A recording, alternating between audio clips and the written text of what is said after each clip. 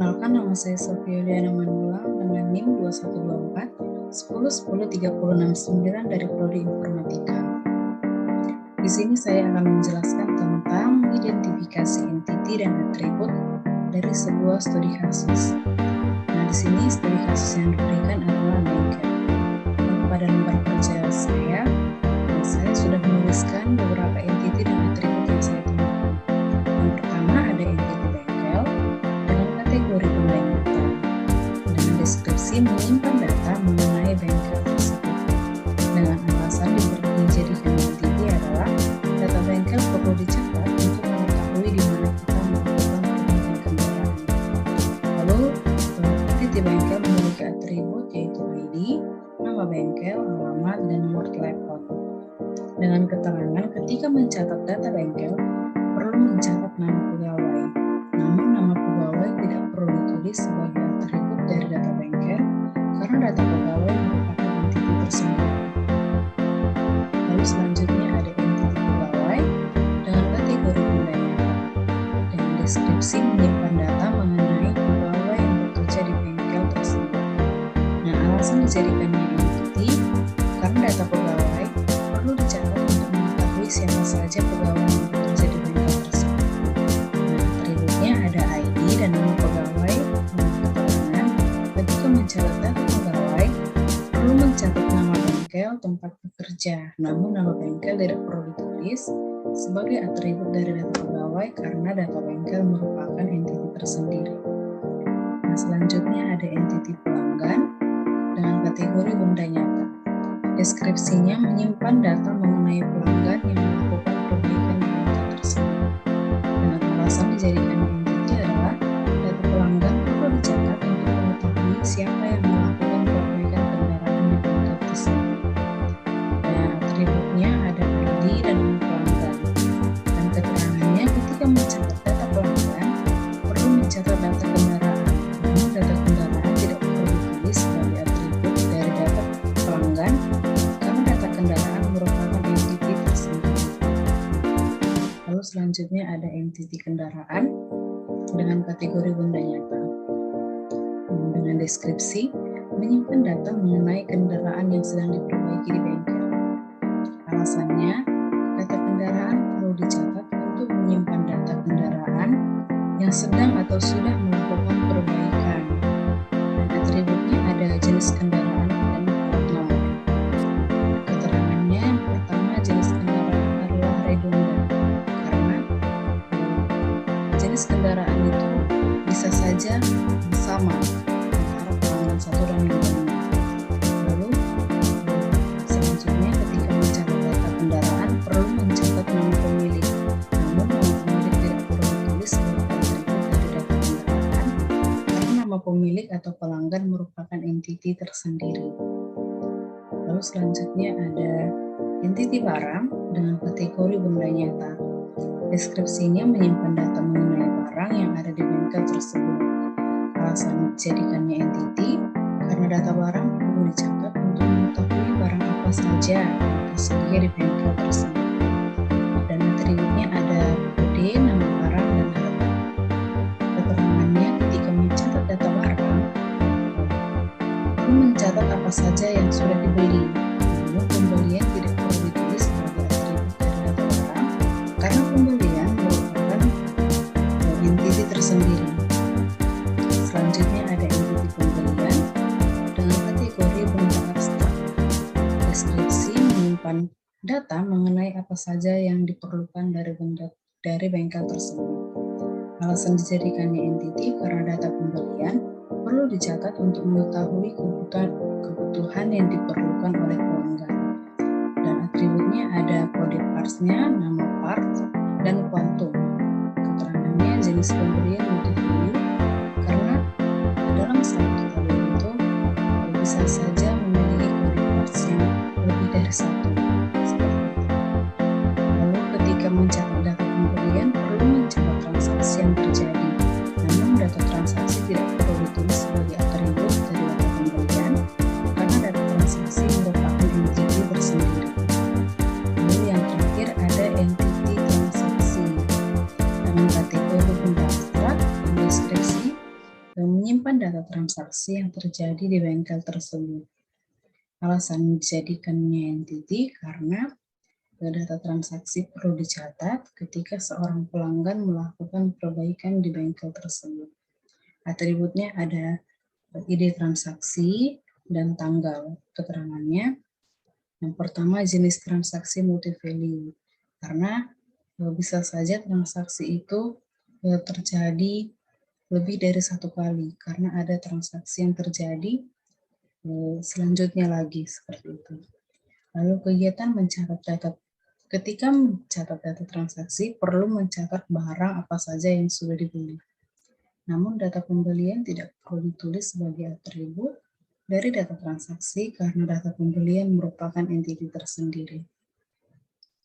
Lalu selanjutnya kita akan mengidentifikasi atribut yang tidak relevan.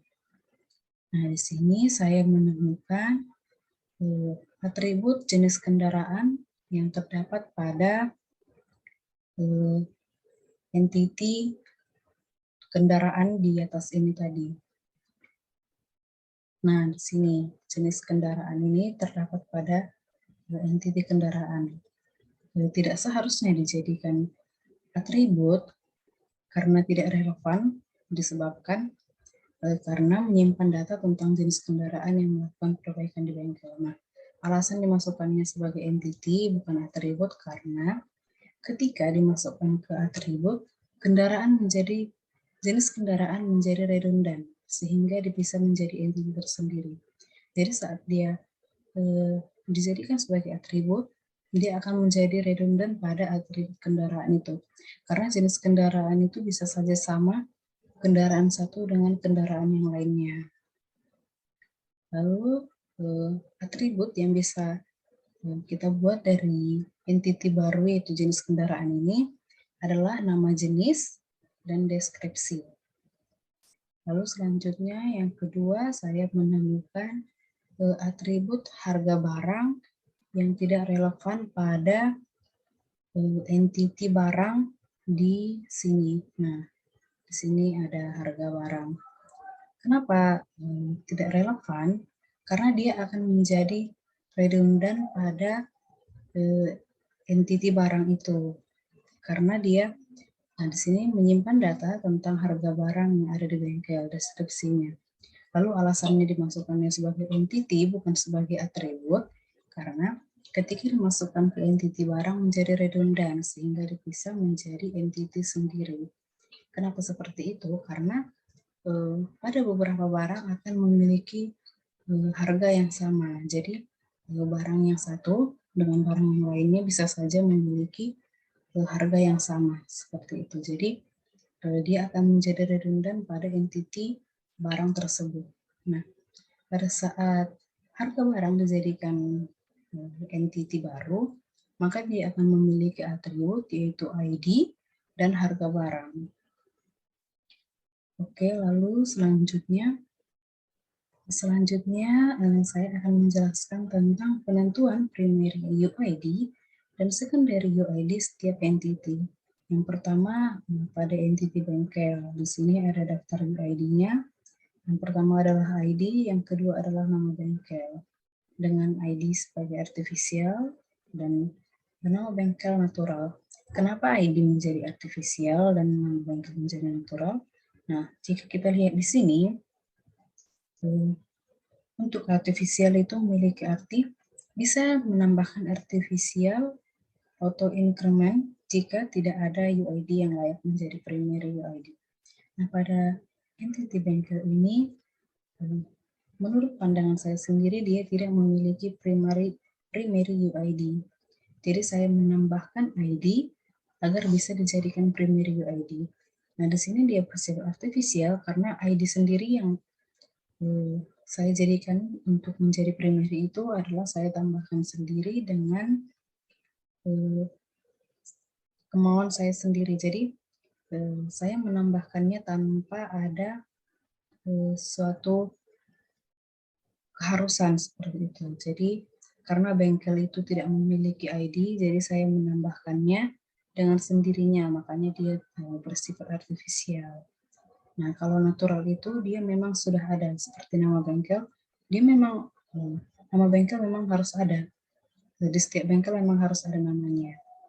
Nah, pada bengkel ini kan ID, tidak semua bengkel memiliki ID. Jadi saya menambahkan ID, karena saya menambahkannya sendiri, jadi dia bersifat artifisial.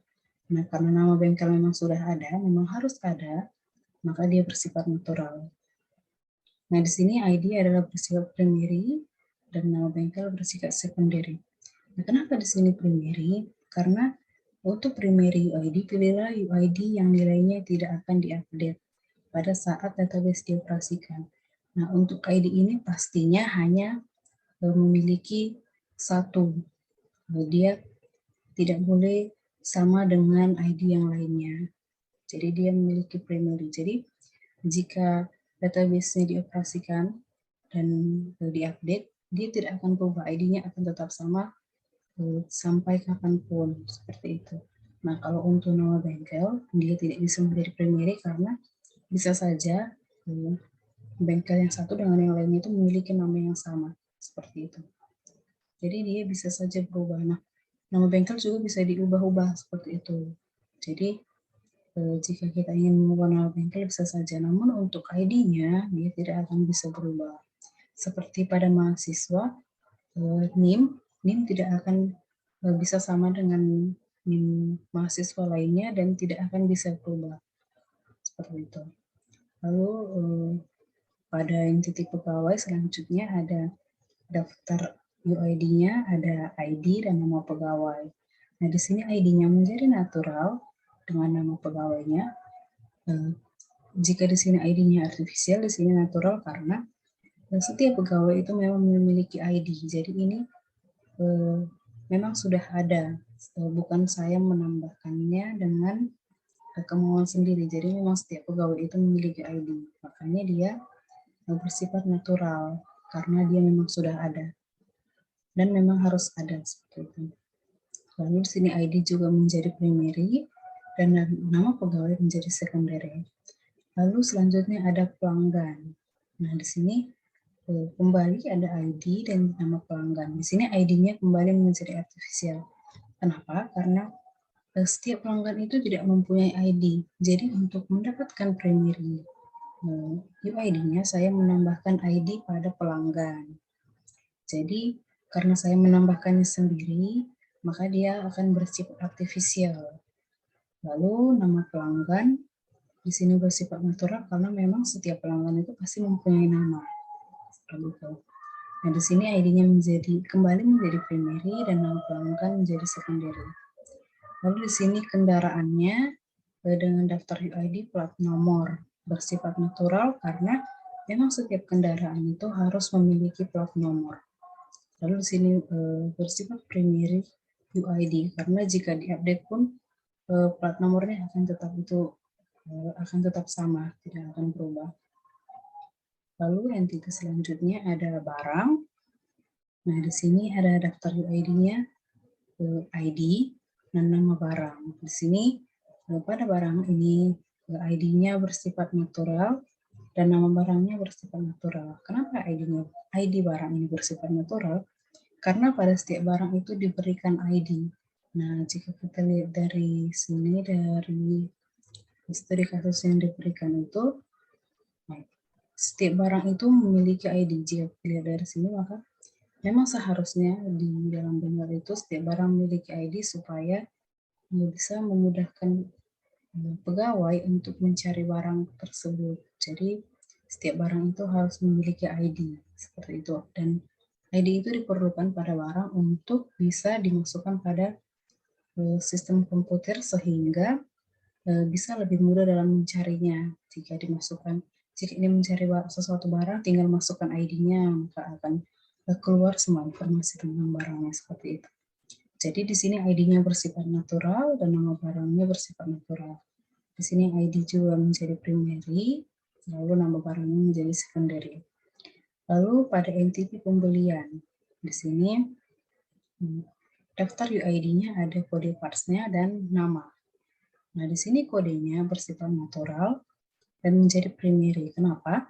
karena kodenya memang sudah ada seperti ini. Kode di studi kasus ini ada kodenya. Lalu makanya dia bersifat natural. Lalu dia menjadi primary karena apa? Karena setiap kode parts itu tidak akan berubah. Dia akan tetap sama jika sistem diupdate. Maka dia akan terus bernilai seperti itu. Dia tidak akan berubah.